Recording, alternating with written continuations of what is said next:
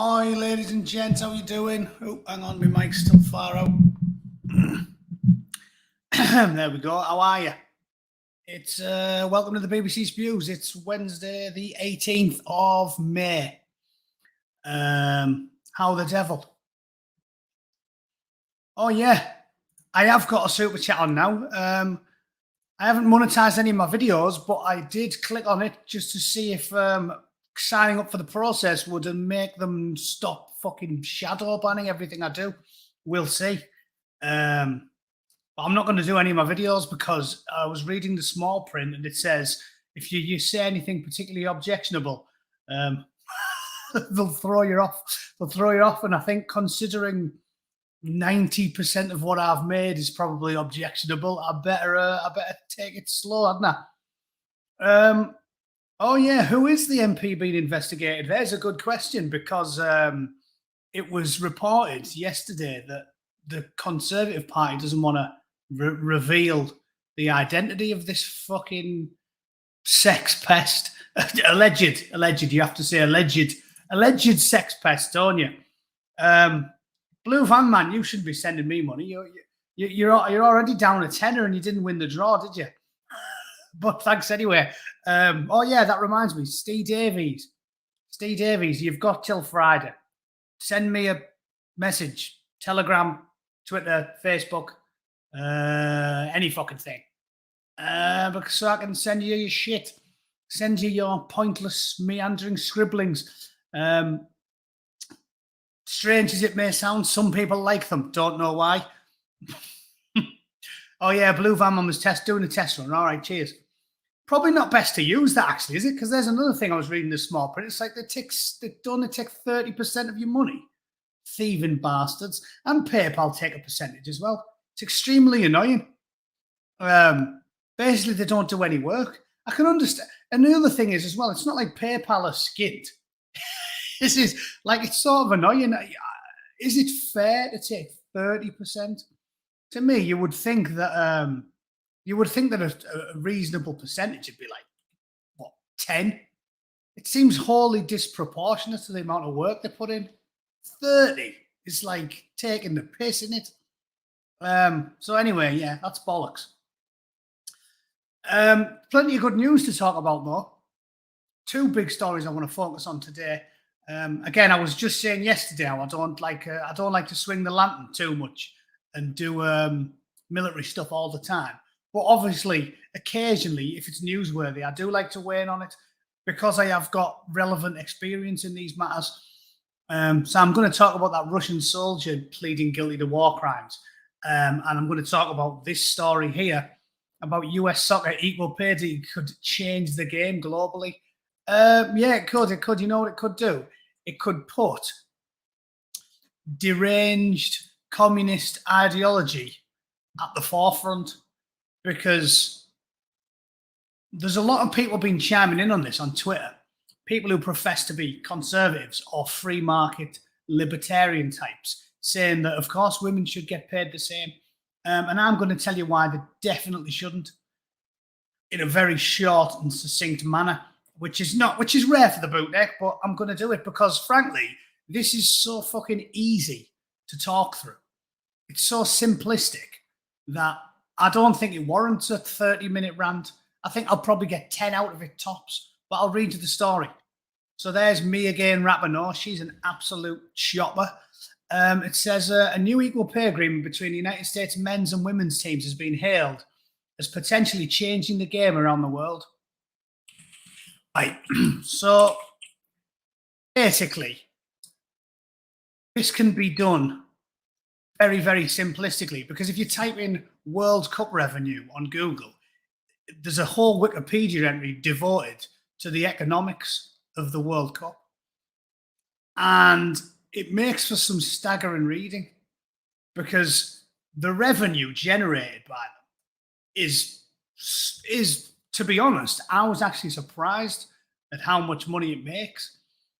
You wouldn't think, because surely it's predominantly from advertising.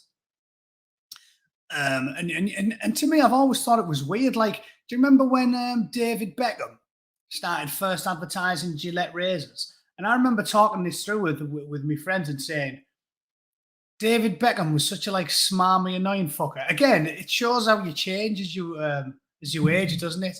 Because when I was a young lad, I hated David Beckham. Thought he was like smug, arrogant, annoying. And then as I aged, I totally changed my mind about him because David Beckham won me over. His work rate was phenomenal. He wasn't the only thing Beckham couldn't really do very well was take people on. He wasn't like Ryan Giggs, who could go past people with aplomb. But Beckham had a real work rate that won me over because at first I thought he was a twat, and I thought he was a twat for 7 or 8 years. And then as I got a little bit older and a little bit more reasonable and sort of actually watched it, he did win me over, David Beckham. So there's another reason. There's another time when the bootneck can hold his hands up and say I was wrong there and I changed my mind, which is something that our political opponents are unwilling to do, isn't it? Change the bastard minds. But I always hated him, and then he grew on me. But at the time, I hated him, and he was selling them. I think it was the first 5-bladed razor, or was it the back 3? I don't know. Time bleeds into itself as you age, doesn't it? But I remember saying, how come they pay them so much money for sponsorships when you wouldn't think they make that much of a difference? Do you know what I mean?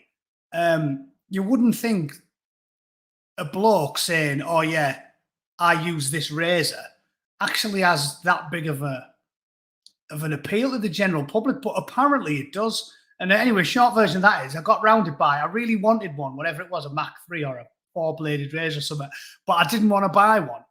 So I got rounded by stealing my brother's. And I remember my mate saying to me, yeah, but then he's going to buy another one. So you've still supported David Beckham indirectly. And I was like, yeah, but I haven't, have I? If I just pinch it off my bro, then technically my hands are clean. So that was how I got around that. But I guess they do work. But I was really surprised when I saw how much revenue they made. It says, well, here's a story I found on Sportico.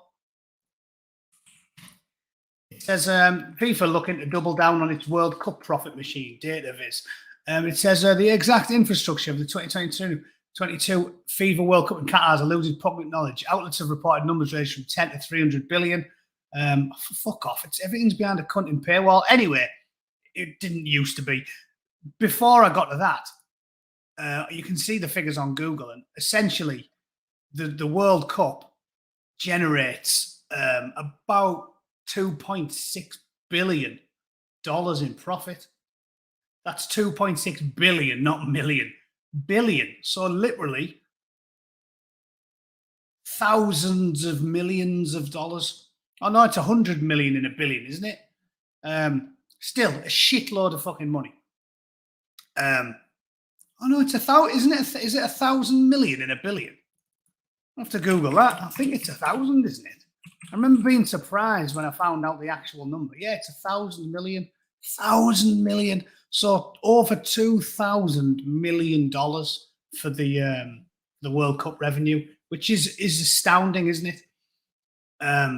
So somewhat staggering how much money they make. And then it says the women's squad players filed a discrimination lawsuit in 2019 and on a settlement which included a $24 million, because they're all skinned. Poor old Megan Rapinoe's skinned, isn't she? The US soccer said the new agreement was a necessary and critical step towards resolution. We await the final approval of the settlement by the class members and the court. Two-time United States World Cup winner Alex Morgan called the agreement a historic moment.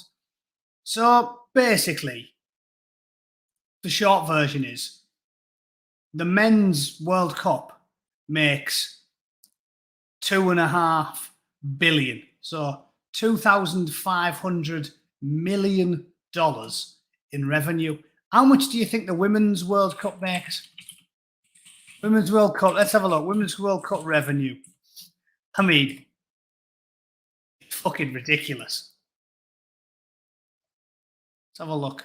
Reports, viewership, and Women's World Cup revenue. Here we are.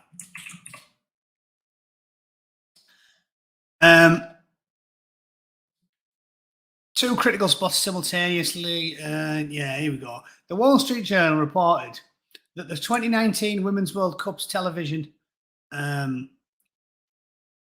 Advertising revenue totaled $96 million, a 120% increase from their initial estimate of 43 million. So that's their ad revenue. Maybe double it to add all the rest in, but basically the lion's share obviously comes from ads. You can't tell me with a straight face if you're even if you call yourself a free market liberal. These people that tell us they're all about the markets like Thatcher, right? And yet they're defending paying the women the same as the men. Basically, you should get paid what you're worth. And the idea that the Women's World Cup, which, I mean, have you seen the state of it? There's again, you know, I always like to talk about evolutionary biology because that's that is actual science, unlike the bollocks that they come out with now. Follow the science, not science, not really. Actual science. There's real scientific reasons for why men and women are vastly different physically. Humans are an extremely sexually dimorphic species. There's a lot of species that aren't very sexually dimorphic. There's a lot of species that are sexually dimorphic, but the female is a badass motherfucker. Spiders, right? The women eat the blokes. There's a lot of species where the women are bigger than the men, but unfortunately, humans ain't one of them. Men even have better reaction time. They're not just bigger and physically more strong.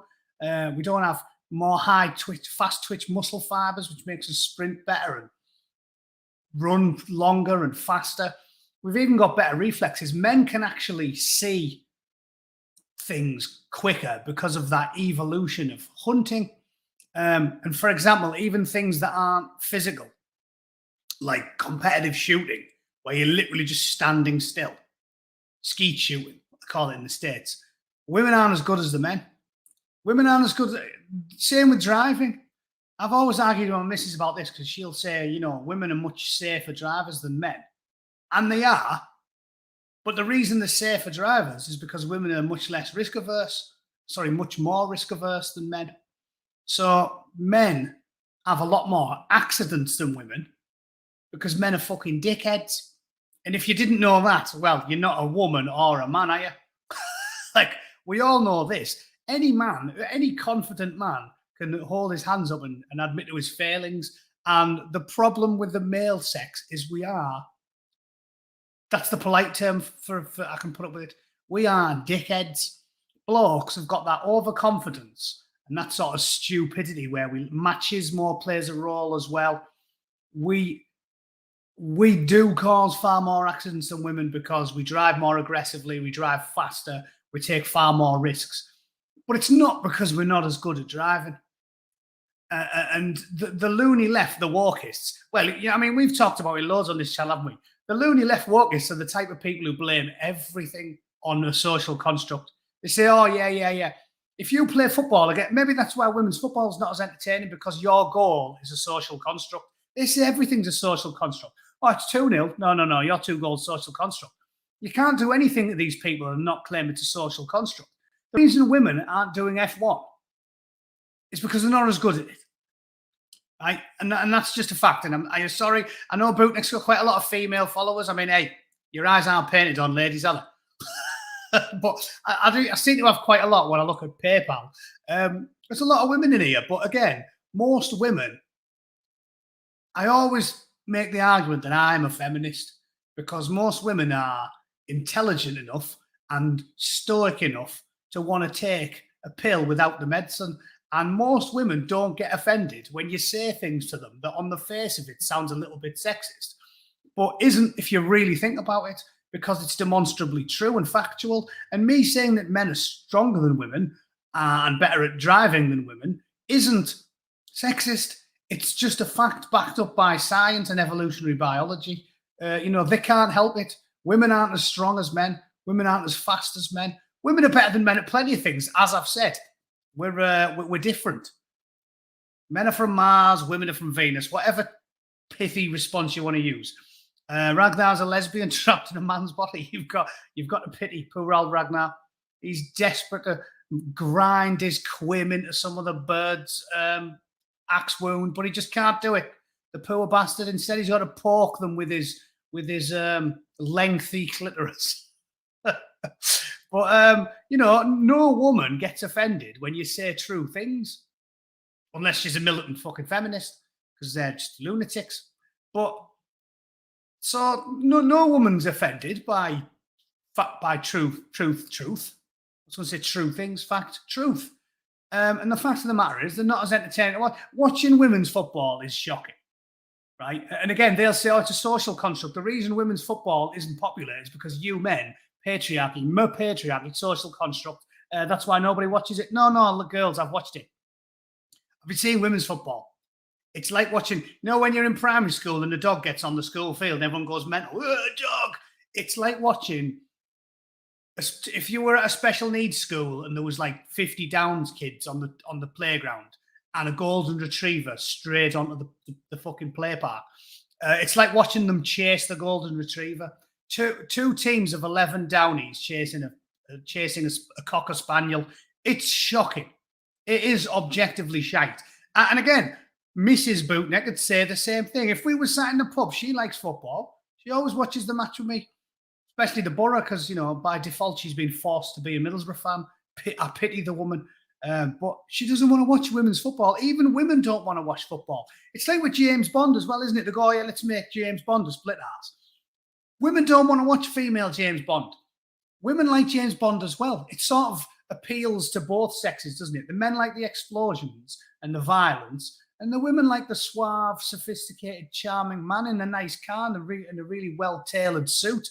It's like both people like that, and even women don't really want to watch women's football. The only people who apparently want to watch women's football is social justice warrior men who are sexual predators who are pretending to walk because it gets them laid. They're the only people who want to watch women's football. It's not very good. Anyway, I'm ranting, haven't I? I said I wouldn't rant for ages, and I am. Short version is the fucking Men's World Cup. I've just gone through the numbers quickly. It makes 20 times the revenue. So women shouldn't be paid the same. They should be paid approximately 20 times less, and they'll still be well paid because it makes $100 million or $200 million or whatever it is. It just doesn't make $2,500 million. So women, if you be a female footballer, you make a good living. But you don't deserve the same money because you don't generate the same money. It flies in the face of everything we know about economics. Everything we know about economics. The company has to make more money than it spends, and then the salaries are derived from the profits made by the company. And in this case, the company is FIFA, and the women and the respective football associations from the nations that partake in it. And the women don't make any money. They make 20th of the money, but they don't get a 20th of the wages. They might get half the wages. So really, they're overpaid, aren't they? They're overpaid. The analogy I've used is women whinging about not getting paid enough in the World Cup is like the owner of your local corner shop complaining that he doesn't earn as much as the CEO of Tesco's. Yeah, because you don't make as much, mate. It's that simple, isn't it? Easy. Yeah, that's true. And all women are like that. Probably because they're more averse to risk, right? They don't want to lose things. They're more put together in that respect. They're more organised. My missus is always picking up after me. I lose things all the time. She finds them. Easy.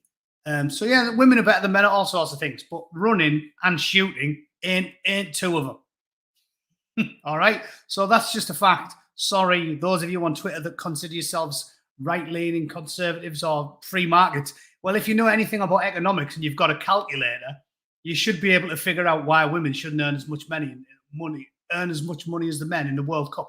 So I'm not having a pop at women. I'm a feminist myself. I'm giving women the credit that they should be. They can do maths and they're not totally irrational. Because if you can do maths and you're not completely irrational, you know that women shouldn't earn the same as men in the World Cup because they don't generate the same amount of money. Easy.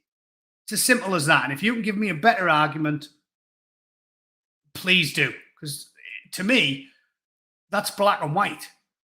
How much money do you generate? You get a percentage of the profits. And they're not generating any money. So they're overpaid. And that's a fact. checkmate, communist. Right, that's that one done. So what was the other one I wanted to talk about? Oh yeah, this one. Bit worry, you know, I try to avoid the worry stuff, but I feel quite strongly about this because I think it's time for everybody to sort of back up and look at this in the cold light of day, right? Russian soldiers pled guilty to a war crimes trial in Ukraine conflict. The first one, the first of many, I'm sure. Now, again, because everything's political now, the world seems to have divided into two camps, those that are pro-Russia and those that are pro-Ukraine. And those of us that are sensible are left in the middle, trying to guide through those muddy waters as best we can. Three things to point out, right? Ukraine has definitely committed war crimes, definitely. Russia has definitely committed war crimes, definitely. So there's both camps alienated. If you're a ridiculous, everything's black and white, and I always have to pick a side, I've alienated both camps because both sides have committed war crimes. And here's the third point I'd make. Every nation involved in a war commits war crimes, right? Every single one of them. Again, if you're a bootneck or a veteran and you pay attention to these, you know this to be true. It's self-evident. But I will elucidate. Do you remember when the US Navy SEAL was photographed pissing on a fucking dead guy? Which is ridiculous. Like, it's extremely infantile to do something so utterly pointless, right? It's pointless. He's already dead. To do that is ridiculously unprofessional because there's no threat to you. There's no tactical gains to be made from pissing on a corpse. It's ridiculous. And I'm sure those of you in the chat that are manly and, you know, oh yeah, fuck them, right, might think that's pretty cool. Yeah, well, again, RP, I'm not talking about the number because that's something like that would be extremely difficult to prove.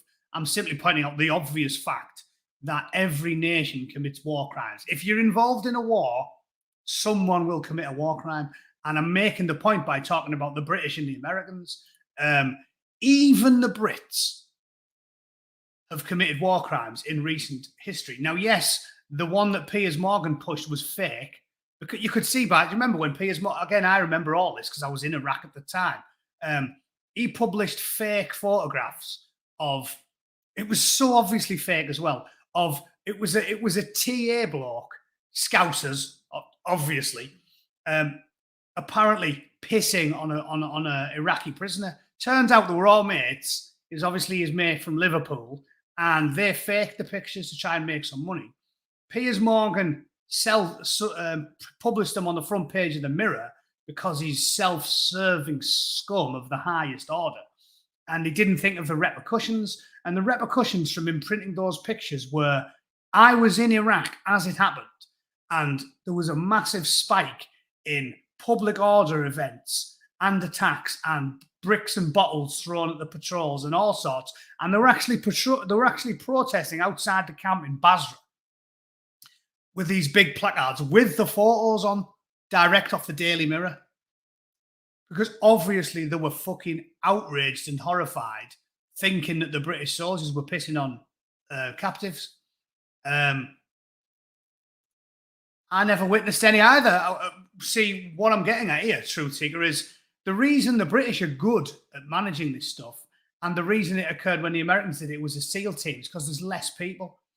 The reason it's rare to see an actual war crime from a first world nation is because we're always mob-handed. We don't just randomly send like two blokes out. We're only in the movies. Yeah, you watch American Sniper, you'd think you just send one bloke out. Like, you're sat in a base having a cup of tea and your boss comes around and he's like, all right, Bootneck, right, we need to go and kill some enemy. You, go and do it. Like, what? He's like, yeah, just go for a wander, kill some enemy, come back. I'll see you in a week, yeah? Take it easy, mate. It doesn't work that way because we do things properly and by the book, and we're risk averse. We don't want our soldiers to take unnecessary risks. So when I was in Afghanistan and we were doing advanced to contact patrols, we were mob-handed. We were going out company plus. There was probably about 110 men in a fighting unit, split into 4 teams, multiples, troops, levels, or smaller. and you go out and you've got advancing in waves, you've got fire support. In Afghanistan, we had fire support on the peaks. We had moving mobile fire support in the WMICs, in the armored Land Rovers, and you'd have FSG, which is Fire Support Group. You do it as a team. So the reason war crimes are rare is because if you're out on the ground with like 30 blokes and you decide it'd be a good idea to lop somebody's head off with a machete, right? Someone there will go, think that's a good idea, do you? You know what I mean? Somebody, you're not going to get 30 sociopaths on the ground all at once. Like I said, the wildly overstated, they have a rape party where they drag a load of Afghan women into a den. It doesn't happen because you're out on the ground mob-handed. And you're not going to get 30 rapists deployed together whereby everyone thinks it's a good idea. If I was on the ground with all my mates and one of them was like, I'm going to rape this bird, most people would be like, no, you're not. Yeah, you might get one or two deviants, but you're not going to get an entire company of them. So they are rare. But even we have done it. Alexander Blackman's, whether you believe he was finishing off a critically wounded soldier or he executed him, whatever, it was unprofessional. It was a war crime. It didn't warrant 25 years in prison for murder because it wasn't murder.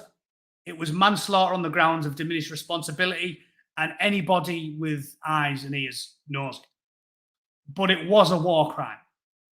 So even we've committed war crimes because you are, under the law of armed conflict, you are required to render aid to the enemy when they are no longer a threat to your life. Obviously, you do your own guys first, and then you treat the enemy. And again, I know it'll sit well with some of you lads who think we're a little bit too lefty and civilized in the armed forces, but I do agree with that ultimately, right? Because when you understand the intricacies of warfare, as I've talked about before, of primary importance is winning the conflict. And you do not win a conflict by brutalizing the locals. You win a conflict by having the moral high ground. And we got really, really, really good at it. The British were the world leaders at it. The Americans in my lifetime have got better at it. But compared to my first tour of Iraq with my fifth tour, the difference between the Americans in that sort of 10 year was profound. They got much, much, much better at it. Because practice makes perfect. And we got exceptionally good at it, at running coin operations because of Northern Ireland. That's counterinsurgency, by the way, coin operations. So we got really, really good at it. And it grates on you to have to be nice to people that hate you. But you do understand when you've been rigorously trained and you've got into the in-depth tactics behind this, you do understand why it has to happen. Like, you need to have the moral high ground, because if you don't, for every enemy you kill or you brutalize, you create 10 more. People who've watched like propaganda videos by like, what's his name? Ken Loach. He's another commie, isn't he? The wind that shakes the barley. Even me, you can't watch that and think, oh yeah, fuck all the Irish people. You can't think that, because the black and tans did brutalize people. And when you see things like that happen, there's so much injustice and hypocrisy there. And as I've talked about, humans just absolutely hate hypocrisy. You can't win a war if you do it. The only way, see, let me explain this to you. The man says, Hearts and Minds was a crock. How can that circle be squared when you're there to kill? You're not there to kill people that aren't your enemy, is how you square that circle.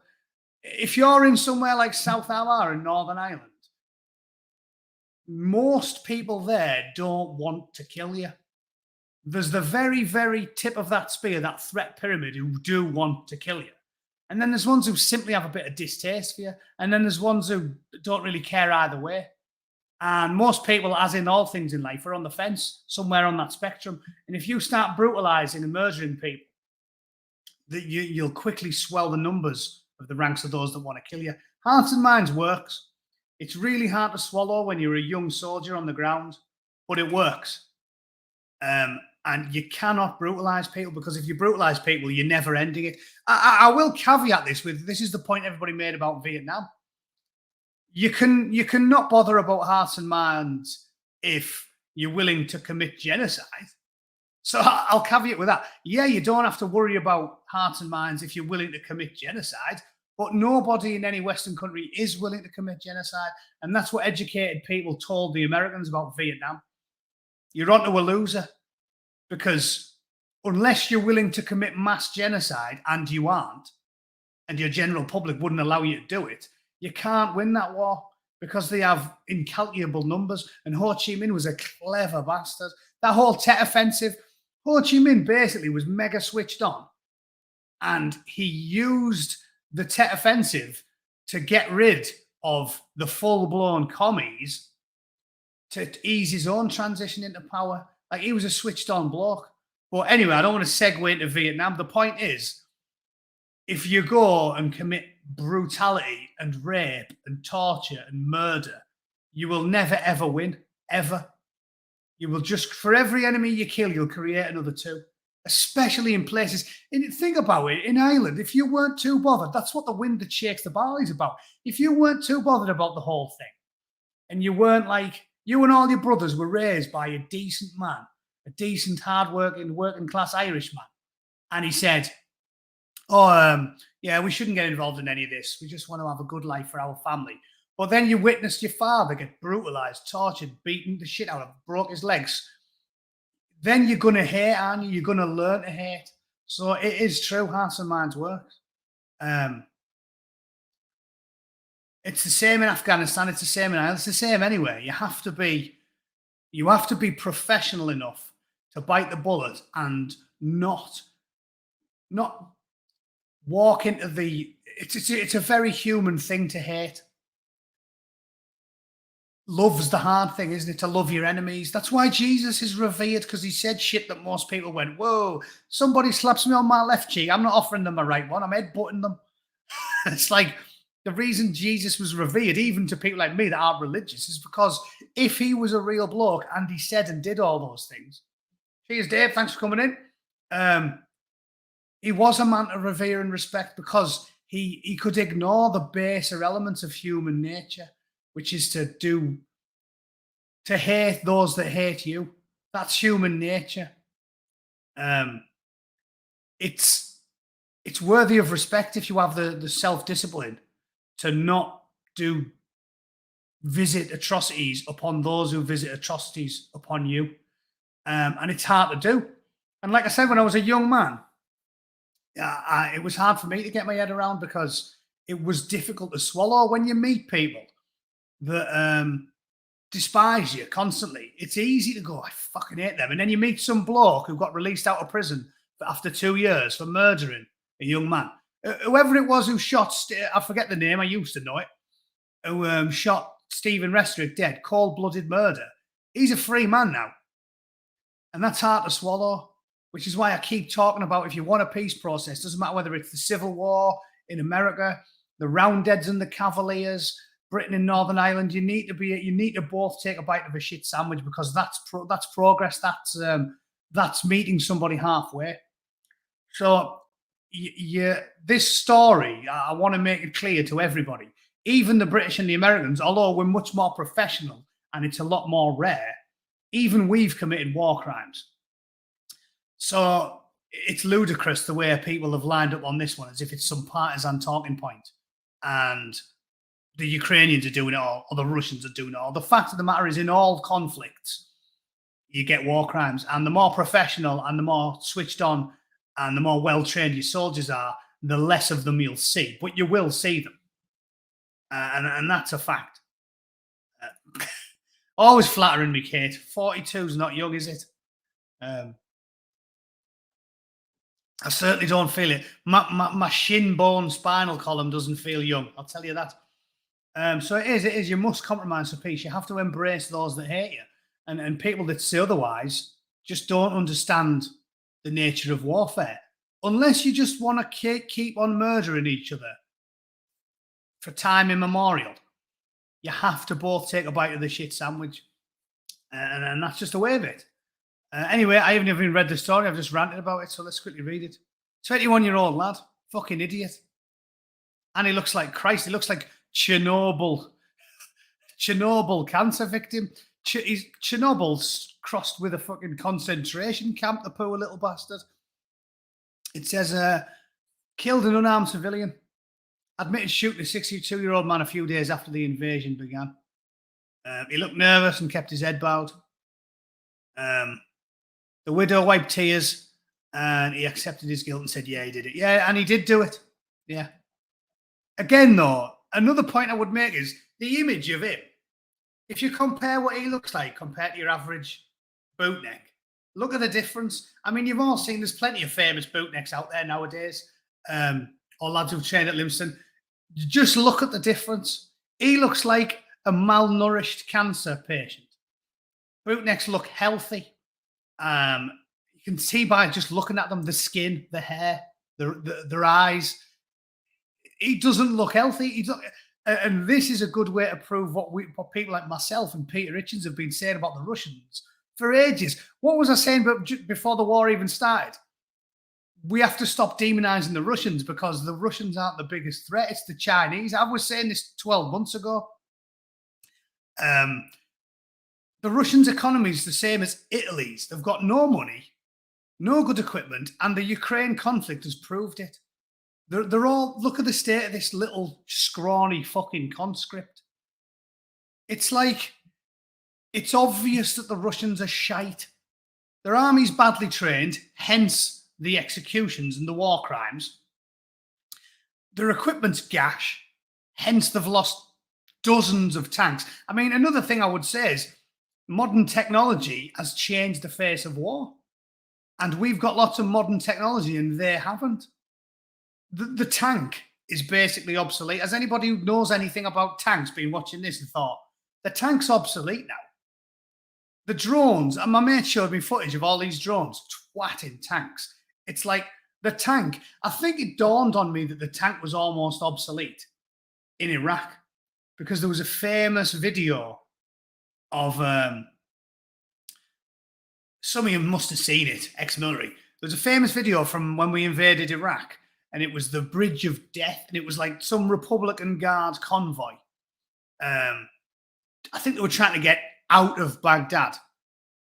And there was one H-64, an Apache gunship, basically, hovering undetected about 2K away. They didn't know where it was, they couldn't see it, didn't even know it was there. And it's live camera footage, and he's just like, right, and if you look at the footage, I believe that the dome-shaped vehicles were the APCs and the square ones were like 4-tonners carrying equipment. So the commander says, take out the APCs.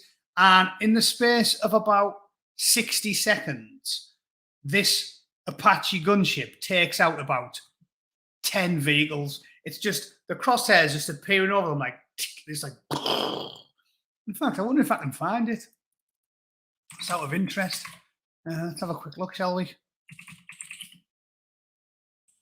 Helicopter in Iraq. Bridge, maybe that'll bring it up. And Taliban platoon. Yeah, it's not the one I'm thinking of. There's a few good ones. But yeah, anyway, in the case of 60 seconds, these Apaches just make absolute mincemeat of 10 vehicles. And I remember thinking at the time, modern technology's basically changed the face of warfare, and the Ukraine conflict's proved it as well, because it's staggering to see the destruction being wrought by these drones. The tank is obsolete. So the Russians have got old technology. They've got what, T-68s or something, T-72s. The tank is obsolete. We've got shitloads of drones, modern technology, satellites. The Russians have got no chance. So what we need to do is we need to meet them halfway. We need to take a bite of the shit sandwich, even though we're stronger, we're better equipped. We could wipe them out in a fucking day. Oh, they have got T-80s now then. So they've come on. I knew it was still the Iraqis that would do like T-55s or whatever. I remember being surprised to learn that the number is actually the year of manufacture for these vehicles. But the Russians have got no chance. So as I've talked about with the healing, the hand of friendship, putting out a hand to your foes and embracing them and saying, we had a fight, but we've got to make up. So what do you need from me? I'm willing to meet you. I'm pleading with you with tears in my eyes. That was a famous American general. Please don't make us wipe you out. That's what we need to say to the Russians. They haven't even got all the gear, no idea. They've got fuck all. They've got no money. They've got badly trained, unprofessional conscripts. And we need to come together, and we just need to say to them to see off nuclear fucking mutually assured destruction. We have to meet them halfway and say, what do you need us to do? You don't want, I mean, Ukraine was never going to join NATO anyway. Why didn't we just accept the fact that we were taking the piss a little bit and say, you know what? Okay, if you don't want us to go east of fucking Kiev, we won't. If you don't want Sweden and Finland to join NATO, we won't. Like, we've already won. We've annihilated their economy. Their economy's as bad as Italy's. They've got no money. America and the EU are fucking far and away beyond them, financially better off, quality of life's better. We won. I can only assume that the only reason we've insisted on grinding them into the dust is because our modern leaders have got no idea and they've got no sympathy or empathy. As I said, it doesn't make me a Russia apologist. I'm saying the Russians are in the wrong, but so what? So what? The Taliban are in the wrong, but so what? We don't just want to murder each other forever, do we? We need to meet them halfway and say, we'll make you some assurances. If you just pull out of Ukraine, leave them alone, and tell us what you want in exchange for that. And it's better for everybody all around. It's better for the people who are currently dead, who should be alive. Conflict costs lives. Even if you're winning, you still lose, don't you? The Americans twatted the Japanese in the Pacific, but it would have been better if they said, lads, we're going to twat you anyway. We can twat you, but we're going to lose thousands of United States Marines in the doing of it. So this is what I'm saying, what politicians don't understand because they don't fight in wars. We need to make up with these people. And if that requires us giving them some things in return, we should give them. Yeah, we can. You can say the Russians are out of order, and they are. Invading was absolutely shocking, and nobody thought they were going to actually do it. Of course you're out of order, but you know what? We have been kicking the ass out of it. We should have quit while we were ahead. We twatted you in the Cold War, and we're willing to meet you halfway now, lads. And if you're just willing to pull out and stop this, tell us what you want in return. And if we can do it without compromising the safety of people in Europe, we'll give you it. That's my position. And I think constantly backing them into a corner is just fucking shocking. So there we are. And if you're a lunatic and you're obsessed with death and you think, therefore, that means I'm pro fucking insane. Well, not insane. We pathologize everybody nowadays. Needlessly aggressive, belligerent, old school Soviet fucking KGB Putin who injected innocent people with fucking polonium.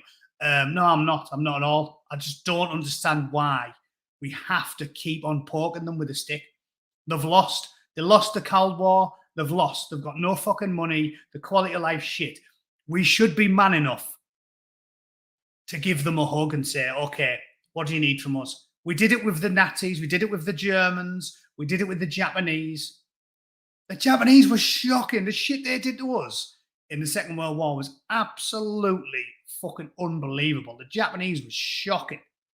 But we didn't totally obliterate them. We didn't drop the second nuke on Nagasaki and then go, you deserve a couple more. I'll tell you what, let's keep on giving them the good news. Let's drop another nuke on Yokohama. Let's drop another nuke on fucking Kyoto and ruin the ancient capital as well. Let's just do it. Because fuck it. We didn't do that, did we? They were awful. They brutalized and tortured American and British prisoners. Horrific. But we were man enough because back then our leaders were stoic and stern and sensible. We were man enough to say, right, we won, but you lads need to rebuild and we need to forge a peace. So we'll give you some shit. We'll help you guys out. And we need that same spirit of cooperation now from the pathetic weaklings that we call our leaders today. Or we're going to end up twatting each other. The Russians are just going to be like, you know what? We're done. We're done. We've got nothing left to lose. Have some nukes. And fuck it. Who cares? It's what you want to avoid. And if you think that makes me a Russia apologist, well, you're a plank, is the short version. What's this going to do with Epstein? I don't know. I have nothing to... What's he? Are they going to get Vadim in the same way they did Epstein? Pull himself to death in a jail cell? Right, okay. Possibly rotten politics. Middle ground would mean abolishing NATO. I don't think you'd have to abolish it, but I mean, I wouldn't be against it. I think NATO are shocking. I think they've proved that they're just not interested in peace at all. They're interested in rubbing people's noses in the dirt like a bully. They're a bully. When you've got the world's biggest hammer, everything looks like a nail. So yeah, we're in the shit. We're in the shit. People need to relax and calm down and embrace those that we once called for. It takes a real man to do that. As I talked about Jesus being revered because he had the strength of character to say, if someone slaps you on the left cheek, you should offer them the right. We need to be the bigger man now, and we need to say, right, come on then. What do you want from us? Because it's fucking shocking. It's not going to go anywhere good. Anyway, right, that'll do you. I'm hungry. Thanks for watching. I'll see you tomorrow, Warner. Yeah, of course I will. Marvellous. Ladies and gents, thanks for turning up. Everybody else who promotes the channel, appreciate it. Rotten Politics, Blue Van Man, Ragnar, anybody else, cheers. I appreciate it. I will see you all tomorrow. Take it easy.